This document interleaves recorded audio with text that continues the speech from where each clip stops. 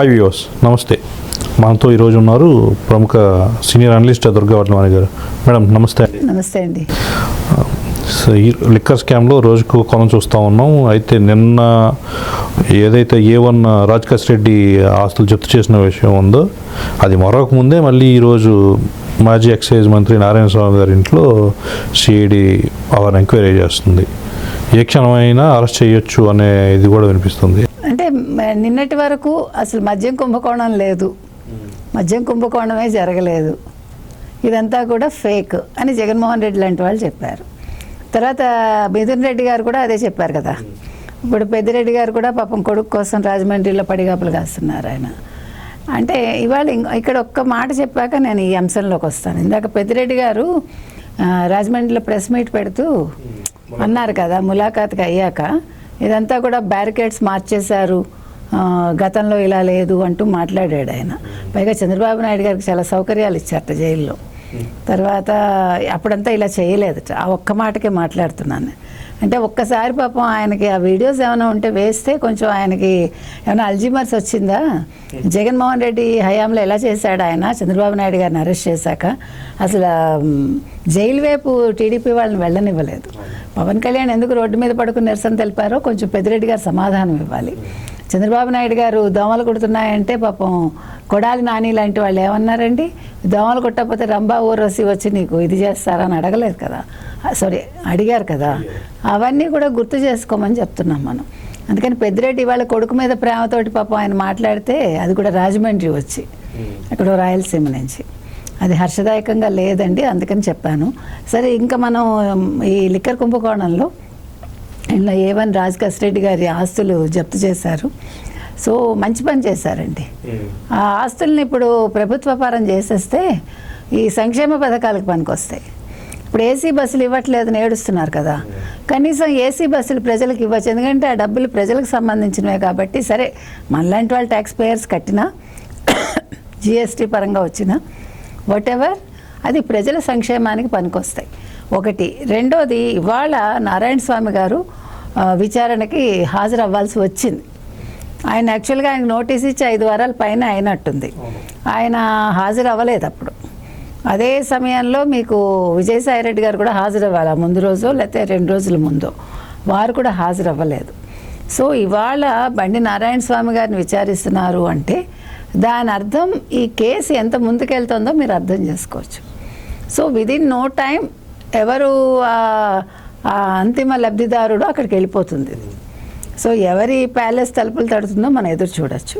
ఇకపోతే ఇవాళ ఈయన ఏం చెప్పారు, నాకు తెలీదు, గుర్తులేదు, మర్చిపోయాను, ఈ 3 పదాలు ఖచ్చితంగా చెప్పుంటారు ఆయన. అయితే వాళ్ళు మర్చిపోయామన్నా, గుర్తులేదన్నా, తెలియదన్నా సిట్టి వాళ్ళు మాత్రం అన్నీ తెలిసేలాగా చేస్తారు, సందేహం లేదు. అంటే కొట్టక్కర్లేదు, తిట్టక్కర్లేదు అని ఒక సామెత ఉంది. వాళ్ళ దగ్గర ఉన్న ఆధారాల ముందు పెట్టి ఇప్పుడు ఆ కొట్టకుండా తిట్టకుండా హ్యాపీగా మీరు వెళ్ళలేదా, ఇగో ఈ ఫోటోలు చూడండి, ఓకే మీరు మాట్లాడలేదా, ఇదిగో ఈ కాల్ రికార్డ్ చూడండి, అప్పుడు ఏం సమాధానం చెప్తారు వీళ్ళు. ఇప్పుడు నిన్నటి వరకు పాపం జగన్మోహన్ రెడ్డి గారు ఈ 5 వారాల్లో ఏం ట్రైనింగ్ ఇచ్చారో నారాయణ స్వామి గారికి మనకు తెలియదండి. ఎంత ట్రైనింగ్ ఇచ్చినా, మీరు ఎంత ఆయనకి నూరిపోసినా అక్కడ నిజాలైతే కక్కక తప్పదు సిట్టు ముందు. ఒకటి. రెండోది, నారాయణ స్వామి గారు గతంలో మీకు గుర్తుంటే కనుకైతే నోటీసులు అందుకున్నప్పుడు నేను చంద్రబాబు నాయుడు గారితో పాటు వచ్చాను, నేను రాజకీయాల్లోకి, మేము సమకాలికలో, నేను చాలా నిజాయితీ పరుణ్ణి, 50 ఏళ్ళుగా రాజకీయాల్లో ఉన్నాను, నాకు వయసు అయిపోయింది అంటూ చెప్పుకొచ్చాడు ఆయన. సో మీరు నిజాయితీ పరులు అయి ఉండొచ్చు, దానికి ఎవడు కాదని అంటల్లా. కానీ ఒక ఎక్సైజ్ శాఖ మంత్రిగా మీరు ఆ కాగితాల మీద సంతకం పెట్టారా లేదా? 3 సార్లు వాళ్ళు విజయసాయిరెడ్డి గారి ఇంట్లో మీటింగ్స్ పెట్టుకున్నప్పుడు ఆ మీటింగులకు మీరు వెళ్ళారా లేదా, మిమ్మల్ని పిలిచారా లేదా? లేదు, ఒకవేళ మీకు తెలియకుండా మీరు సంతకాలు చేశారా అంటే చదవకుండా, ఒకవేళ చదివి సంతకాలు చేశారా? లేదు, మీరు అసలు సంతకమే చేయలేదు, మీరు అది చెప్పండి, ఆ సంతకం నాది కాదు, ఫోర్జరీ చేశారని మరి ఇవాళ రిటర్న్లో ఇస్తాడు ఆయన.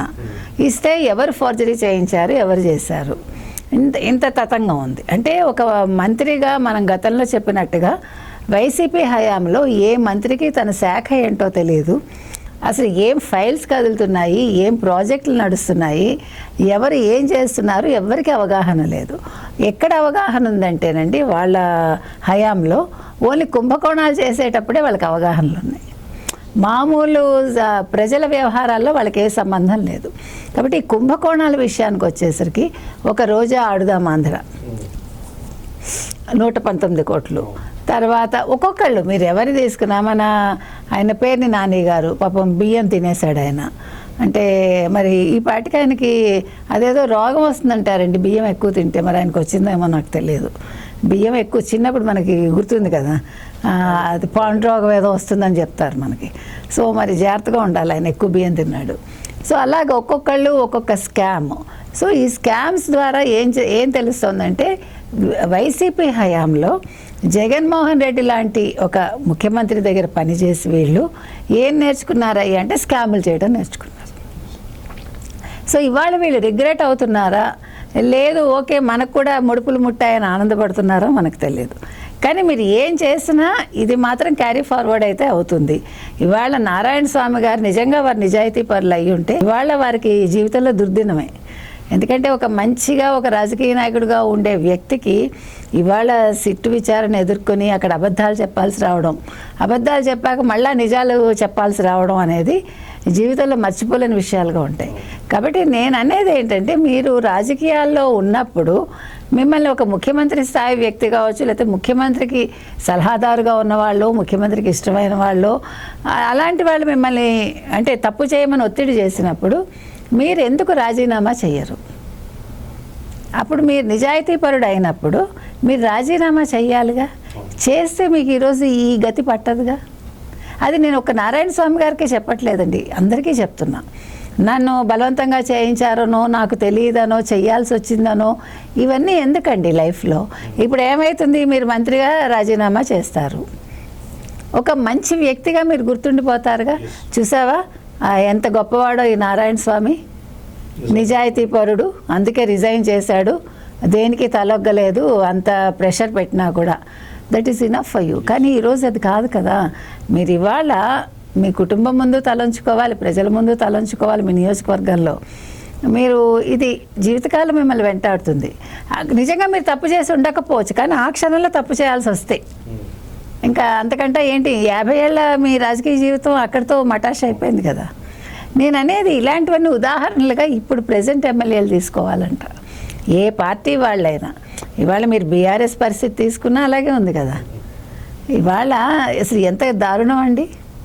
ఇప్పుడు ఇవాళ ఒక కేసీఆర్, నేను తెలంగాణ బాపుని అనుకున్నవాడు ఇవాళ కూతురు మూలంగా ఏమైపోయాడు ఆయన. కూతురు మూలం ఓ పక్క, కాళేశ్వరం మరో పక్క. ఓ కవిత, ఓ కాళేశ్వరం, ఆయన జీవితానికి 2 చెరలు అవి నన్ను అడిగితే. అంటే నేను అనేది ఎంతటి వాళ్ళైనా కుటుంబం ముందు మమకారాల ముందు, లేకపోతే ఈ ఏమంటారు స్కాముల ముందు తలంచాల్సి వస్తుంది. అవసరమా? ఒక్క నిమిషం ఆలోచించుకుంటే వాళ్ళు మీకు ఇంతమంది ప్రజల గుండెల్లో మీరు గూడు కట్టుకున్నాక ఇవన్నీ తుచ్చం కదండి. ఈ డబ్బులు ఇవంతా ఈ దొంగతనంగా ఇవన్నీ తెచ్చుకుని దాచుకుని మళ్ళీ దానికోసం అబద్ధాలు చెప్పి ఇవాళ ఎవరు బతుకుతున్నారా అంటే లాయర్లు బతుకుతున్నారు, పెంచి పోషిస్తున్నారు. ఎందుకంటే ఇప్పుడు మీరు తప్పుగా అనుకోవద్దు, ఒక పందికొక్కుని మనం పెంచి పోషించినట్టుగానే ఇవాళ వ్యవస్థలన్నీ మనం పెంచి పోషిస్తున్నాం. అంటే ఒక తప్పు చేసి తప్పుని కప్పిపుచ్చుకోవటానికి మీరు కొన్ని లక్షలు ఒక రోజు ఖర్చు పెడుతున్నారు. ఇవంతా అవసరమా? ఆ కోట్లు తింటం ఎందుకు, ఈ లక్షలు ఖర్చు పెట్టుకోవడం ఎందుకు, ఇంత అనారోగ్యం కొని తెచ్చుకోవడం ఎందుకు, ఇంత నిద్రలేని రాత్రులు గడపడం ఎందుకు, ఇంత మనశ్శాంతి పోగొట్టుకోవడం ఎందుకు? ఇదంతా అవసరం అండి ఒక మనిషికి ఆలోచిస్తే. ఇప్పుడు ఓకే, మీరు కొన్ని తరాలకు మీరు సంపాదించి పెట్టారు, పోనీ ఆ కృతజ్ఞత మీ కుటుంబంలో ఎవరికైనా ఒక్కడికుంటుందా? ఒక్కడికుంటుందా? ఎవడుకుంటుంది? ఇప్పుడు కేటీఆర్కి కేసీఆర్కి గొడవలు అయ్యాయి, నువ్వు ముఖ్యమంత్రి పదవి నుంచి దిగిపో అన్నారని అప్పట్లో చెప్పుకున్నారు. అది ఎంత నిజమో కాదో మనకు తెలియదు. కానీ ఇప్పుడు కేసీఆర్ ఒకసారి ఇంట్లో కూర్చున్నాక బై ఛాన్స్, అంటే ఇంట్లో కూర్చోటం అంటే ఇప్పుడు ఎలాగ ముఖ్యమంత్రి కాదు, ఇంకా రాజకీయ అస్త్ర సన్యాసం చేశాక ఎవరైనా గుర్తుపెట్టుకుంటారా? ఏం మంచి పని చేశారు మీరు? అసలు ఎవరికి చేశారు? మీరు మీ కుటుంబానికి మంచి చేసుకున్నారు, కానీ ఆ కుటుంబం మిమ్మల్ని గుర్తుపెట్టుకుంటుందని మీరు కల్లో కూడా అనుకోకండి. అదే కుటుంబంలో ఎంత ఎన్నికలు జరుగుతున్నాయి ఈరోజు చూస్తున్నాం కదా. నేను అనేది ఒక కుటుంబాన్ని విచ్ఛిన్నం చేయడానికి డబ్బు అనే మహమ్మారి చాలండి, ఇంకేది అవసరంలా. కుటుంబాన్ని విచ్ఛిన్నం చేయాలి. డబ్బు అంటుందట, డబ్బా ఏం చేస్తావంటే నేను కుటుంబాలను విడదీస్తానంటుందట, మనుషుల మధ్య గొడవలు సృష్టిస్తానంటుందట. అందుకని అటువంటి డబ్బు అంటే డబ్బు ఉండాలి, కానీ మన మించి డబ్బు ఉండద్దు. ఇప్పుడు ఇవాళ కేసీఆర్ గారి తప్పిదాలు చేయకపోతే, అంటే రెండో టర్మ్లో ఈ కాళేశ్వరం అనే తలకెత్తుకోకుండా ఉంటే, ఆయన ప్రజలతోటి మమేకం అయ్యి ఉంటే, ఆయన ఇంకో 10 సంవత్సరాలు కళ్ళు మూసుకుని ముఖ్యమంత్రిగా ఉండేవారు. జగన్మోహన్ రెడ్డి చేసిన తప్పిదాలన్నీ ఈయన చేశాడు.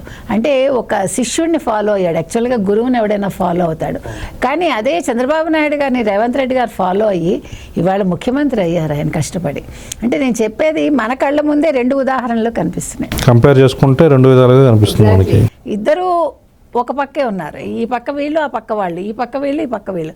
అంటే ఒక ఆంధ్రాలో ఒక చంద్రబాబు నాయుడు గారు, ఒక ఆంధ్రాలో ఒక జగన్మోహన్ రెడ్డి, ఒక తెలంగాణలో ఒక కేసీఆర్, ఒక Revanth Reddy. See the difference నేను అనేది. అంటే మనం మంచి ఫాలో అవ్వాలండి. కేసీఆర్ గారు చదువుకున్న వ్యక్తి, మంచి ఆరేటర్ ఆయన, ఒక ఉద్యమాన్ని నడిపారు. సరే, తనకి ఏమంటారు, ఒక పదవి ఇవ్వలేదని బయటకు వచ్చి ఒక పార్టీ పెట్టిన ఒక గొప్ప నేత ఆయన. ఏం బాగుకున్నాడు తెలంగాణ తీసుకొచ్చి. తెలంగాణలో ఇవాళ విభజించి పాలించు అనేది ఎక్కువైపోయింది. దానివల్ల ఎవరికి నష్టం? తెలంగాణ నష్టపోతుంది అల్టిమేట్గా. ఇప్పుడు ఆంధ్ర వాళ్ళు దోచుకున్నారన్నారు, ఆంధ్ర వాళ్ళని వెళ్ళిపోమన్నారు. ఇవాళ మార్వాడీలు దోచుకుంటున్నారంటున్నారు, మార్వాడీలను వెళ్ళిపోమంటున్నారు. మరి మీరు వేరే చోట ఉన్నప్పుడు వేరే వాళ్ళు కూడా మిమ్మల్ని వెళ్ళిపోమనొచ్చు కదా, తెలంగాణ వాళ్ళు ఇక్కడ ఉండకండి అని. అంటే ఇవన్నీ ఎందుకు చెప్తున్నానంటేనండి, నేను డబ్బు అనేది ఎన్ని రకాల ఘాతుకాలు చేయిస్తుంది, ఎన్ని రకాల పాపాలు చేయిస్తుంది. నేను నారాయణ స్వామి గారికి చెప్పినా, మనం జగన్కి చెప్పినా, కేసీఆర్కి చెప్పినా, ఎవరికి చెప్పినా ఒకటేనండి. మీరు చేసిన తప్పిదాల వల్ల ఇవాళ రాష్ట్రంలో ప్రజలు కష్టపడుతున్నారు. మీ వల్ల వాళ్ళు ఏం బాగుకుంటున్నారు? ప్రజలు మీకు ఓటేసి ఇవన్నీ రోజు తెల్లారులేస్తే పేపర్ తీస్తే ఇక్కడ ఈ స్కాము, అక్కడ ఆ స్కాము, ఇవాళ ఈ విచారణ, మరో విచారణ, ఇవి తప్ప ఇగో రాష్ట్రం పురోభివృద్ధిలోకి వెళ్తోంది, లేదు తెలంగాణ ఇవాళ నెంబర్ 1లో ఈ విషయంలో ఉంది అనేది మనం చూడగలుగుతున్నామా? ఇప్పుడు చేసిన దాన్ని కూడా విలువ లేకుండా అయిపోతుంది. అంటే మీ ఇంపాక్ట్ అనేది రానున్న, ఇప్పుడు ఏమండి ఇవాళ ఈ గొడవలన్నిటి వల్ల మళ్ళీ ఏమవుతుంది, తెలంగాణ మళ్ళీ వెనక్కి వెళ్ళిపోతుంది. ఎందుకు వెళ్ళిపోతుంది? పరిశ్రమలు రావు. ఇప్పుడు ఉన్న వాళ్ళందరూ కూడా అభద్రతా భావంతో ఉంటారు. భయం కదా. ఇప్పుడు ఎవడైనా పెట్టాలంటే కూడా మళ్ళీ మమ్మల్ని అవుట్ సైడర్స్ అని పంపించేస్తారా? ఇది వస్తుంది కదా. ఇది ఈ అభద్రతా భావం రావద్దు. ఇవాళ చంద్రబాబు నాయుడు గారిని అంటున్నారు, రేపొద్దున మళ్ళీ జగన్ వస్తే ఎలాగా అని అనుకుంటున్నారని. అది అనుకోవడానికి అవకాశం లేదు. ఎందుకంటే ఇవాళ చంద్రబాబు నాయుడు గారు చేస్తున్న పనులకి పరిశ్రమలు తమంతట తాము వస్తున్నాయి. కానీ వేరేజ్ ఇక్కడ పరిశ్రమలు తమంతట తాము వెళ్ళిపోకుండా చూసుకోవాల్సిన బాధ్యత తెలంగాణ వాళ్ళ మీద ఉందండి. అంటే ఇది ఎందుకు చెప్తున్నానంటే, ఈ డబ్బు అనేది, ఈ స్కాములు అనేవి రాష్ట్రాలను ఎలా కుదిపేస్తాయి, అవి ఎట్లా మనని మానసికంగా కుంగదీస్తాయి, ఎక్కడి నుంచి ఎక్కడికి వెళ్తామో అర్థం కాదు మనకి. నేను చేసిన స్కామ్కి అక్కడ దానికి సంబంధం ఏంటి అంటే, ఎంత సంబంధాలు ఉంటాయి, ఎక్కడి నుంచి ఎక్కడికి వెళ్తాయండి. కాబట్టి ఇవాళ నారాయణ స్వామి గారు మరి బయటకు వచ్చాక ఏం జరుగుతుంది? ఆయన బయటకు వస్తారా, ఇవాళ అరెస్ట్ చేస్తారా, లేదు ఇంకోసారి విచారణ చేయాలంటారా? సో దీనికి కొనసాగింపుగా రేపు ఎల్లుండో విజయసాయిరెడ్డి గారిని కూడా విచారిస్తారా? ఎందుకంటే అది పెండింగ్లో ఉంది. అప్పుడే 6 వారాలు అయిపోతుంది ఈ శనివారానికి అనుకుంటా. సో ఏది ఏమైనా కదలిక చాలా ఎక్కువగా ఉందండి, బలంగా ఉంది లిక్కర్ స్కామ్లో. అందుకని ఇవాళ జగన్ గారు పాపం తొందరపడి ఇవాళ వాళ్ళ పార్టీలో వాళ్ళే చాలా కినుక వహించారు.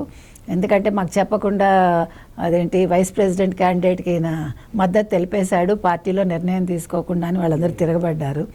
అంటే ఎంత భయంగా, ఎంత అభద్రతతో ఉన్నారు జగన్మోహన్ రెడ్డి అనే దానికి ఇది తార్కాణం. ఆయన వెంటనే ఒప్పేసుకుని మేము బీజేపీకి మద్దతు ఇస్తాం, అది ఎన్డీఏ కూటమికి మద్దతు ఇస్తామని చెప్పాడు ఆయన. అంటే బెట్టు చేయకుండా ఆయన చేస్తున్నాడంటేనే ఆయన ఎంత భయపడుతున్నాడో అర్థమవుతుంది. ఇవాళ వైసీపీలో ప్రతి ఒక్కళ్ళు భయం గుప్పిట్లో బతుకుతున్నారండి. సో మరి ఎవరు ఎప్పుడు ఎలా అరెస్ట్ అవుతారు వాళ్ళకే తెలియదు. ఎటు నుంచి ఏ స్కామ్ చుట్టుకుంటుంది మన పీకలకి అనేది వాళ్ళకి అర్థం కావట్లేదు. రైట్ అండి, చూద్దాం ఇక ఈ ఎపిసోడ్ ఇంకెంత వరకు ముందుకెళ్తుందో, ఎన్ని మనం చూడాల్సి వస్తుందో చూద్దాం. రైట్, వస్తాయి.